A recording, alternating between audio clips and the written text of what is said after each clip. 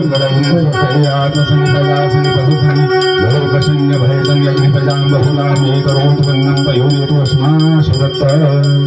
पुराण शिव जी की आरती कीजिए, शिव चरणों में ध्यान अपना दीजिए। शिव पुराण शिव जी की आरती कीजिए, शिव चरणों में ध्यान अपना दीजिए। ये महाग्रंथ ये शिव पुराण सतमार्ग दिखाने वाला, बिगड़ी को बनाने वाला। ये महाग्रंथ है शिव पुराण सतमार्ग दिखाने वाला, बिगड़ी को बनाने वाला।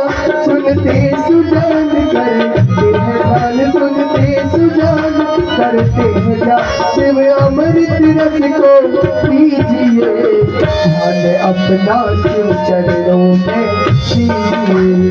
शिव पुराण शिव जी की आरती कीजिए, ध्यान अपना शिव चरणों में कीजिए।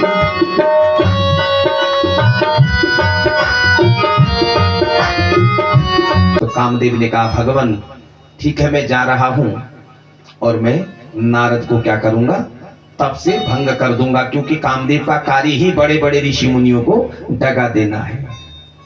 अब कामदेव जो है स्वर्ग से हिमालय में चले गए, भगवान के कैलाश के क्षेत्र में चले गए, हिमालय क्षेत्र में।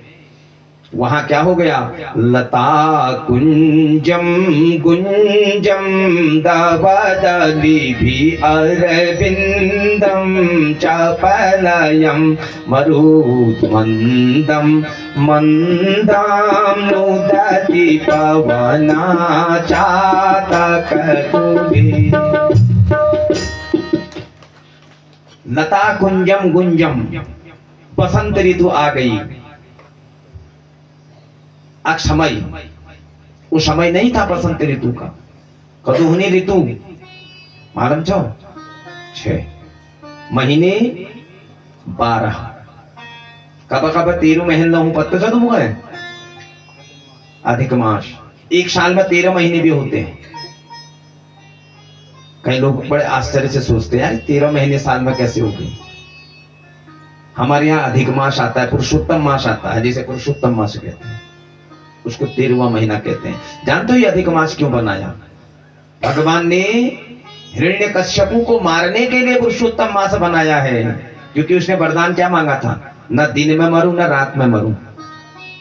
अब दिन और रात मिलते हैं तो 24 घंटा एक दिन हुआ, एक एक दिन मिला 30 दिन हुए, 30 दिन का महीना हो गया, महीने 12 मिले तो साल हो गया। तो कहां मरेगा, नहीं मरेगा ना। तो भगवान ने ऐसी युक्ति बनाई कि क्या कर दिया, 13वां महीना बना दिया साल में, जिसका नाम अधिक मास रख दिया। पुरुषोत्तम मास बाद में पड़ा। इस महीने का स्वामी कोई नहीं था, तो वो विष्णु के पास गए, उन्होंने कहा भगवान मेरा तो कोई स्वामी नहीं है। तो भगवान विष्णु ने कहा ठीक है मैं तेरा स्वामी बन जाता हूं। तेरा नाम क्या हो गया, पुरुषोत्तम मास, सबसे उत्तम मास माना गया इसे। सिर्फ इसमें श्राद्ध नहीं होते, बस से भगवत कार्य बहुत ज्यादा किए जाते हैं। इसलिए क्योंकि हरिहर मिलन मास कहते हैं इसे। पिछले बार श्रावण में आया था और इतना सुंदर मास कई वर्षों बाद आया था। अज्ञानता के कारण लोगों ने कह दिया इस महीने में शिवार्चन नहीं होते, ये ज्ञान का अभाव हुआ। भैया इस महीने को क्या बोला, हरिहर मिलन मास, यानी कि श्रावण का महीना शिव जी का और अधिक मास विष्णु का।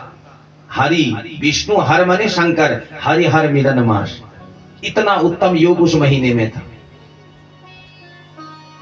तो ये अज्ञानता बस हुआ कि नहीं भाई अधिमास है शिवार्चन नहीं करते हैं। हाँ अधिक मास में क्या नहीं करते हैं, सिर्फ श्राद्ध नहीं करते हैं। श्राद्ध इसलिए नहीं करते हैं क्योंकि उसमें तिथियां नहीं होती है।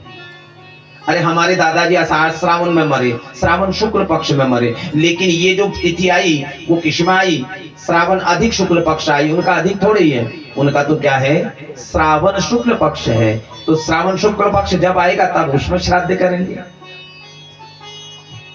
पुरुषोत्तम मास जब कभी भी आए ना तो उस महीने में आपको करना चाहिए हरि कथा। सुनना चाहिए, करना चाहिए, जप करना चाहिए महीने भर। उस मास में किया हुआ जप सारे महीनों से ज्यादा फलदायी कहलाता है। गंगा स्नान करना, पुरुषोत्तम मास, मास पारायण सुनना, ये उत्तम मास। तो उसे क्या कह दिया? अधिक मास। यानी कि हर 2 महीने में एक ऋतु आती है,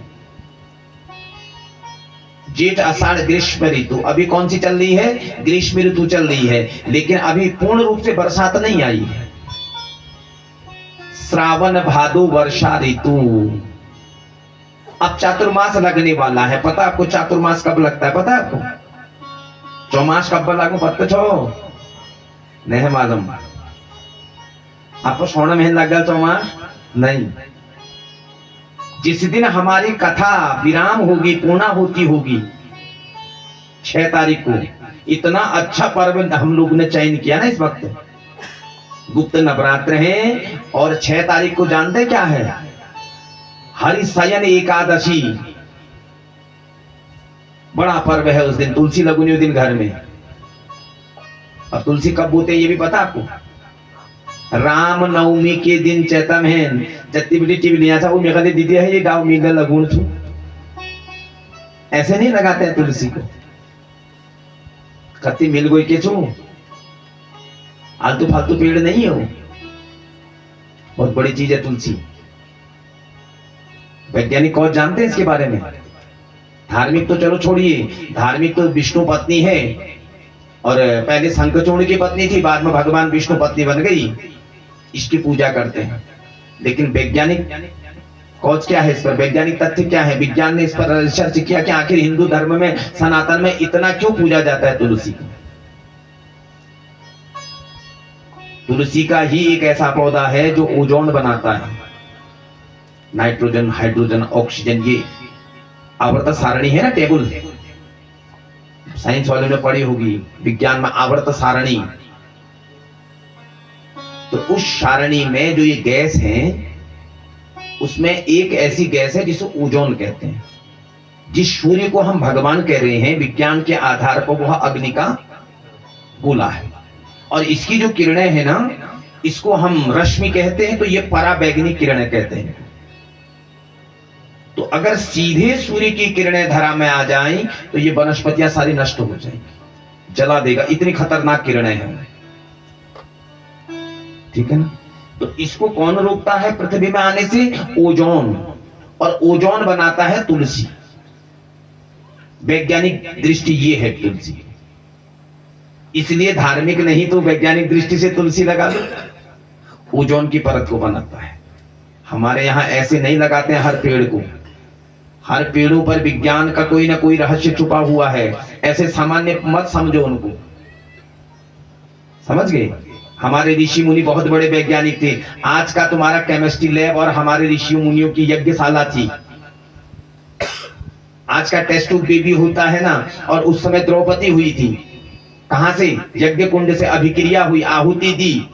आज क्या करते हैं टेस्ट ट्यूब बेबी के लिए? मिलाते, इंजेक्शन मैच करते हैं। तो उन्होंने यज्ञ कुंड में क्या किया? आहुति दी, हवन किया ना। तो वहां से कौन पैदा हो गई? द्रौपदी पैदा हो गई। तो आज का केमिस्ट्री लैब और तब हमारा क्या था? ये तो कभी भगवान नारद चुप हची तो शिव माया हट गई, और नारद प्राश्चित करण भगी, भगवान चरणों में गिर गई कि भगवान भक्त वत्सल हो, आप प्रभु भक्त वत्सल हैं, आप मुझे माफ कर दीजिए, मैंने बहुत बड़ा पाप कर दिया। आपको क्या दे दिया? श्राप दे दिया महाराज। भगवान हसण भगी। भगवान को नारद तो शिव माया के प्रभाव से क्या हो गया था? तुझे जकड़ लिया था उस माया ने। जानता है तूने क्या, कितनी बड़ी गलती करी? तूने काम पर कहीं विजय प्राप्त नहीं करी थी। तूने कहां तपस्या करी? शिव क्षेत्र में, जहां पर भगवान ने काम को जला दिया था, जहां पर भगवान ने कामदेव को भस्म कर दिया था। उस क्षेत्र में भगवान ने क्या कहा था? इस क्षेत्र में कोई भी प्राणी आए उस पर काम का कोई प्रभाव नहीं पड़ेगा। और तू भूल गया कि तूने तपस्या वहां करी, कामदेव आए, तेरी तपस्या हमें सब पता है। कामदेव आए, तेरी तपस्या को नहीं डगा पाए, और तूने समझा कि मैं क्या हो गया हूं? शिव हो गया हूं। इसलिए इस माया को के प्रभाव से तू क्या हो गया था, वशीभूत हो गया था। अब जब ये माया हटी तेरे माथे से तो तुझे वास्तविकता का पता लग गया कि तू वही नारद है जिसने तपस्या करी, लेकिन उस तपस्या का कोई फल तुझे प्राप्त नहीं हुआ। नारद जी लज्जित हो गई। नारद जी भगवान चरण पकड़नी उन्हें की, मिके मुंह हे प्रभु मी पापी का कशी आप है। भोलेनाथ तेरी आरती गाऊं, आरती गाऊं भोले जिंदगी में बसाऊं। भोलेनाथ तेरी आरती गाऊं, भोलेनाथ तेरी आरती गाऊं, आरती गाऊं भोले चित्त में बसाऊं। भोलेनाथ तेरी आरती गाऊं, भोलेनाथ तेरी आरती गाऊं।